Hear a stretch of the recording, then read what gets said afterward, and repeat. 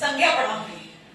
संज्ञा हमारे व्याकरण का सबसे पहला अध्याय ऐसा होता है जो कि व्याकरण पढ़ने से पूर्व हमको शुरू करना होता है। तो देखिए, हम सबसे पहले देखेंगे कि संज्ञा की परिभाषा क्या है। संज्ञा की परिभाषा के लिए देखिएगा, किसी व्यक्ति, वस्तु, स्थान या भाव के नाम को संज्ञा कहते हैं। संज्ञा के भेद कितने होते हैं? संज्ञा के 3 प्रकार के भेद व्याकरण में माने गए हैं। पहला व्यक्तिवाचक संज्ञा, जातिवाचक संज्ञा और भाववाचक संज्ञा।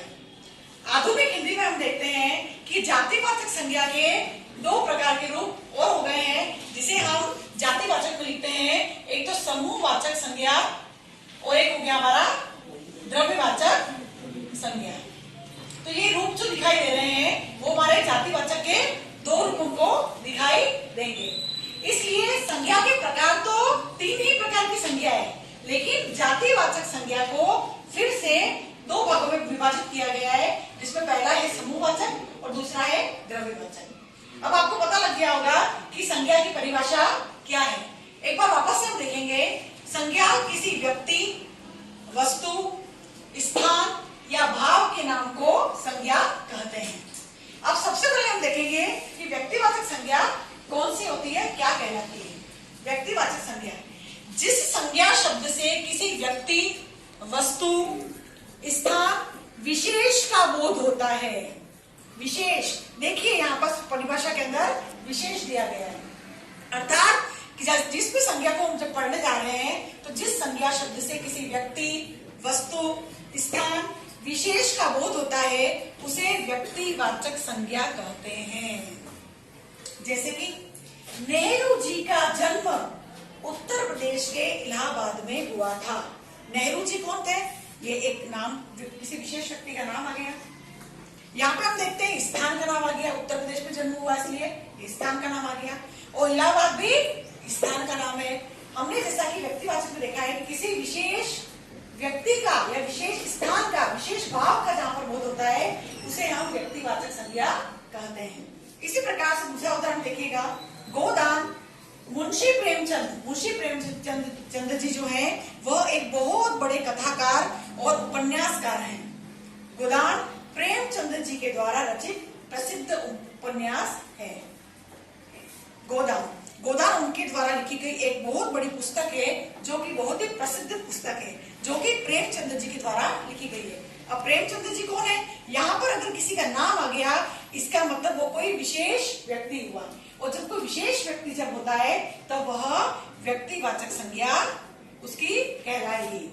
इसी प्रकार से दिल्ली, कोलकाता, मुंबई, हैदराबाद ये भारत के सुप्रसिद्ध नगर है, क्योंकि इन नगरों के नाम यहाँ पर, नामों का उल्लेख यहाँ पे किया गया है। और जब भी किसी विशेष स्थान का, व्यक्ति का, भाव का उल्लेख जब किया जाता है तब उसे व्यक्तिवाचक संज्ञा कहते हैं। तो यहाँ तक आपको व्यक्तिवाचक संज्ञा समझ में आ गई होगी। दूसरा देखेंगे हम, जातिवाचक संज्ञा। हमने अभी व्यक्तिवाचक संज्ञा पढ़ी और उसी का दूसरा भेद जो पढ़ने जा रहे हैं वह है जातिवाचक संज्ञा। जिन संज्ञाओं से किसी प्राणी, स्थान या वस्तु की जाति का बोध होता है, वस्तु की जाति का बोध होता है, उसे जातिवाचक संज्ञा कहते हैं।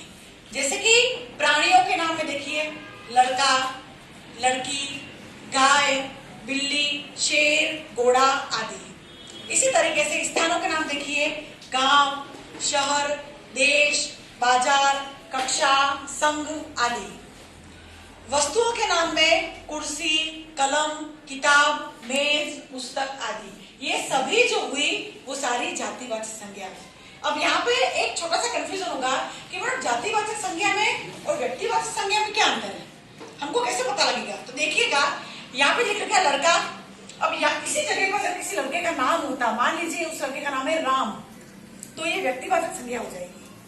लेकिन लड़का एक समूह से संबंध रखता है, और जब एक समूह से संबंध की जब बात आती है तो वो संपूर्ण जाति का जब बोध होता है तो उसे हम जातिवाचक संज्ञा कहते हैं। इसी प्रकार से हमने थोड़ी देर पहले देखा था व्यक्तिवाचक संज्ञा में हमने शहर के नाम देखे थे, दिल्ली, कोलकाता, मुंबई, हैदराबाद। ये एक स्थान के नाम है, लेकिन इन्हीं स्थानों में हमने शहर के नाम लिख दिया।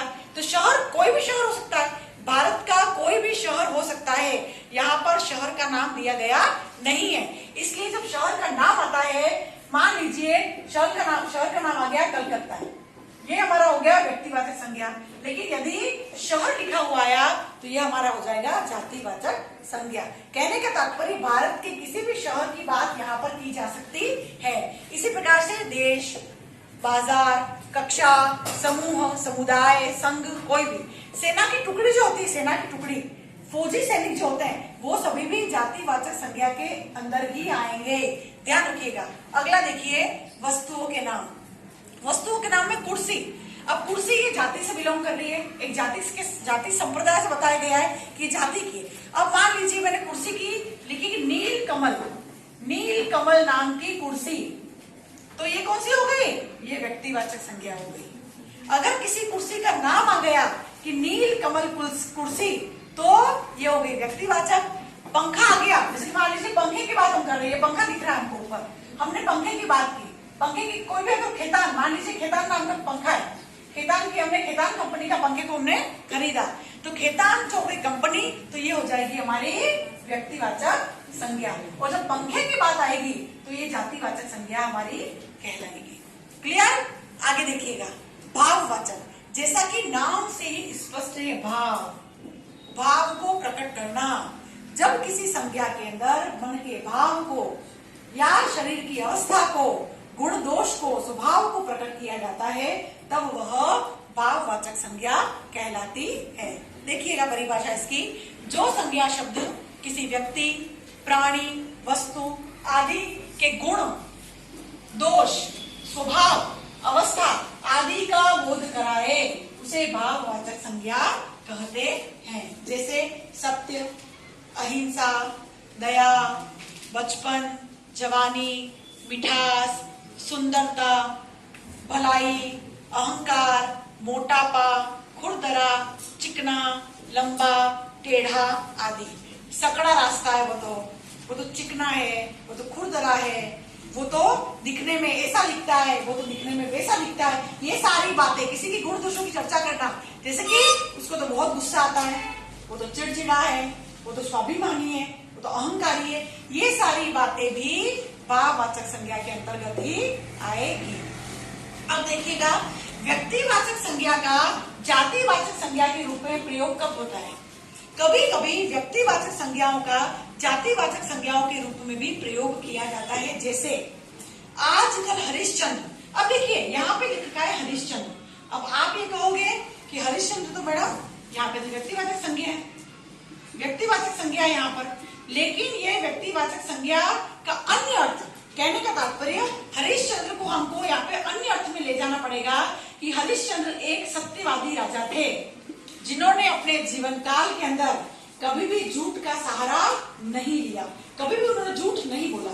उन्होंने इस सत्य के रास्ते पर चलते हुए उनके बेटे को और पत्नी को भी बेच दिया था उन्होंने, अपनी पत्नी और पुत्र को भी बेच दिया था, लेकिन अपने सत्य से वो कभी भी अड़िग रहे, हमेशा कभी भी विचलित वो नहीं हुए। तो यहाँ पर अन्य अर्थ क्या निकलेगा हरिश्चंद्र का? हरिश्चंद्र, आजकल हरिश्चंद्र कहाँ मिलेंगे? कहने का मतलब आजकल सत्यवादी कहाँ मिलेंगे? सत्यवादी आ गया, इसका मतलब ये कौन सी संज्ञा हो गई? जातिवाचक संज्ञा हमारी कहलाएगी, जातिवाचक संज्ञा। इसी तरह से देखिए, हाँ, जयचंदों की इस देश में कोई कमी नहीं है। अब ये जयचंद कौन था? ये जयचंद जो था वह देश का गद्दार व्यक्ति था, जिसने कि अपने ही राजा के खिलाफ अपने दुश्मनों को अपनी गुप्त बातों को, उनकी गुप्त बातों को सारी बता दी, जिसकी वजह से उसके शत्रु जो थे उस पर राजा पे आक्रमण कर दिया और वो राजा मारा गया। तो जयचंद जी कहते गद्दार। आजकल की हाँ गद्दारों की इस देश में कोई कमी नहीं है। आप दुनिया के किसी भी कोने में चले जाओगे, आपको ये गद्दार कहीं न कहीं देखने को मिल ही जाएंगे। अर्थात व्यक्तिवाचक संज्ञा का जातिवाचक संज्ञा के रूप में इस प्रकार से किया जाता है कि इसको अन्य अर्थ में लेके जाना पड़ेगा आपको, उसके बाद में आपको पता लगेगा कि जातिवाचक संज्ञा कौन सी हुई और व्यक्तिवाचक संज्ञा कौन सी। व्यक्तिवाचक संज्ञा का जातिवाचक के रूप में प्रयोग किस प्रकार होता है, उसके दो उदाहरण हम देखेंगे। अब हम देखेंगे कि जातिवाचक संज्ञा से भाववाचक संज्ञा किस प्रकार बनाई जाती है। उसके कुछ उदाहरण यहाँ पे निम्नलिखित लिखे गए हैं, इसको ध्यान से देखिएगा। जैसे कि